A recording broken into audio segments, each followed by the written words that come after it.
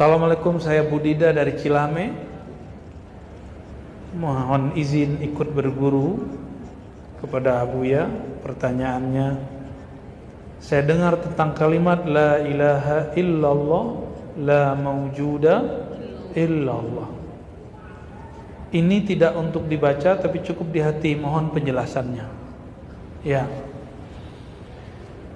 Ada la ilaha illallah.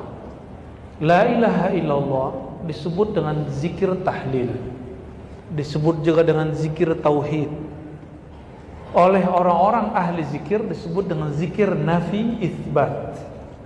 Nafi menafikan. Apa arti menafikan? Meniadakan. Itsbat menetapkan. Afdalul zikri la ilaha illallah. Bagi ahli wirid disebut dengan sultan zikir. Rajanya zikir la ilaha illallah. La ilaha illallah di dalam Al-Quran ada banyak jenisnya. Ada la ilaha illallah. Yang kedua ayat kursi, Allahu la ilaha illa hu. Yang ketiga Sayyidina Yunus di perut ikan, la ilaha illa anta. Dan Sayyidina Musa, karena yang paling dekat sama Nabi Muhammad SAW nanti di akhirat, Nabi Ibrahim, Nabi Musa. Apa zikirnya? Allah berkalam kepada Sayyidina Musa, innani anallah, surat Taha. Wahai Musa, sungguh akulah Allah itu. La ilaha illa ana. La ilaha illa ana. Ini salah satu pemaknaan la maujuda illallah. Ini tidak boleh dibaca dalam keadaan sadar dengan lisan. Orang yang membacanya maka dia tergelincir dalam bab rohani. Bagaimana dia mengatakan la maujuda illallah, tiada yang wujud kecuali Allah? Akan wujud nggak? Wujud itu ada. Ini ada nggak? Ar-Razi ada nggak? Kalau tidak ada yang wujud kecuali Allah, berarti wujud Ar-Razi wujud Allah dong. Ini Allah nggak? Bukan. Ini Allah? Bukan. Orang-orang yang mengallahkan dirinya, ya, ini bahaya. Kalau saya ambil kopiah mancung nih, terus saya bilang nih punyaku, dia marah kan? Oh itu bukan punya kamu, itu punyaku. Punya motor di luar, terus saya ambil, saya pinjam sebulan ya Kang ya. Tapi setelah sebulan saya datang, Kang kan udah sebulan jadi punya saya ya. Kan minjemnya udah lama. Emang ada kaidah minjem kalau lama berarti punya kita. Ya, banyak yang begitu tuh. Kalau udah lama dia nggak mau balikin.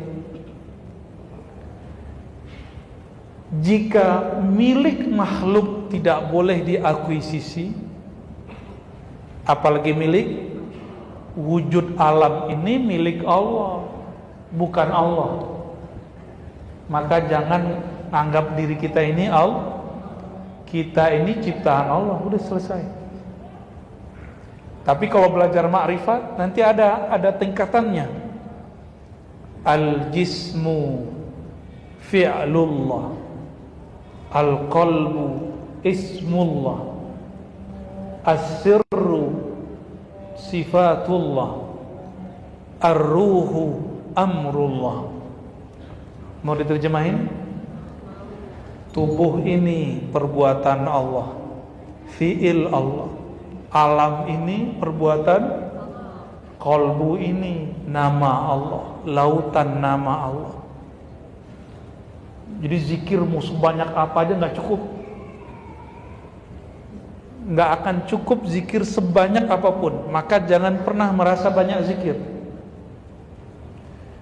Yang ketiga, as-sirru, sir rahasia yang ada di dalam diri disebut dengan sifatullah, tempat Allah memancarkan sifatnya.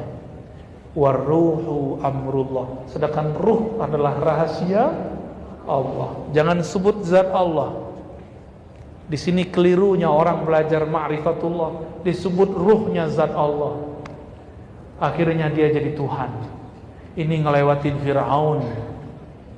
Kecuali dia sedang mabuk bertuhan, disebut dengan sakar atau al-mahwu wal fana, orang yang sedang fana dalam cahaya Allah Subhanahu wa taala. Maka orang-orang seperti ini dimaklumi, seperti Syekh Siti Jenar, Al-Hallaj. Namun karena mabuknya sudah sampai semerbak keluar, wali-wali yang mengerti bahaya ini mesti eksekusi mereka, meskipun sebenarnya ada cara lain. Wallahu alam, itulah nasib mereka, ya. Jadi tidak boleh baca la maujuda kecuali ditambahkan bihaqqin, la maujuda bihaqqin illallah. Tidak ada yang wujud secara hakiki, maksudnya yang dia ada dengan dirinya sendiri. Kita ada bukan dengan diri kita sendiri. Ini kajian akidah, bukan kajian tasawuf. Kita ada karena diciptakan, maka kita sebut la maujuda bihaqqin illallah. Nah, dan bocoran terakhir, kali ini pertanyaan terakhir yang nggak mungkin saya bacakan semua. Imam Al-Ghazali dalam kitab Ihya Ulumuddin jilid keempat tentang kitab tawakkul wa tauhid, beliau menyebutkan tingkatan orang baca la ilaha illallah. Pertama, la ilaha illallah tauhid orang munafik. Lidah baca la ilaha illallah, hatinya kemana-mana, ya. Allah kok diteriak-teriakin. Ada yang ngomong gitu nggak? Allah mah nggak tuli, ngapain diteriak-teriakin? Tuh hati-hati ngomong begitu tuh, ya. Nabi sebut orang begitu munafik. Ketika ada orang berzikir keras, lalu orang munafik di Madinah mengatakan, ya Rasulullah, itu orang munafik tuh.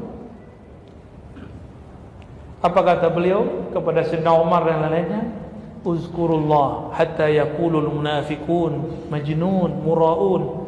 Zikirlah kamu sampai orang mengira, orang-orang munafik mengira kamu riya. Orang munafik mengira kamu majnun, gila. Ya. Dulu ada Abah Anom di Tasik, masih ingat enggak? Abah Anom dulu zikir la ilaha illallah. Itu kalau beliau zikir dianggap gila dulu. Mungkin dulu pesantrennya pernah dilemparin batu kali, atau di mana buat zikir masjid itu mungkin banyak yang nolak. Tapi Allah Maha hebat.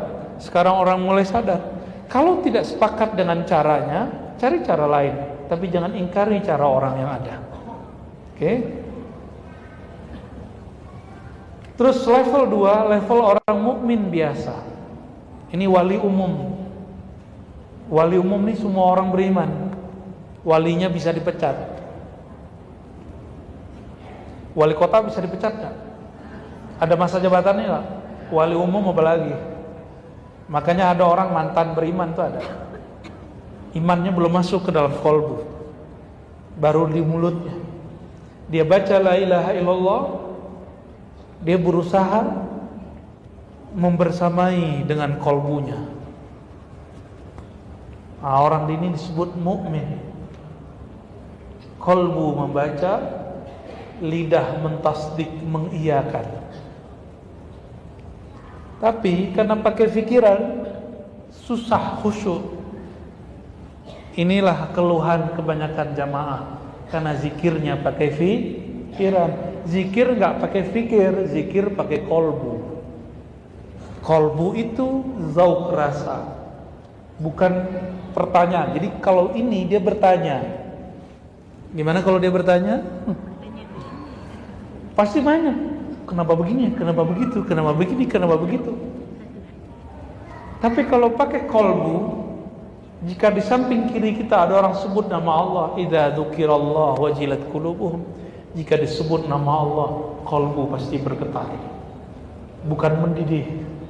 Ya, pasti dia bergetar.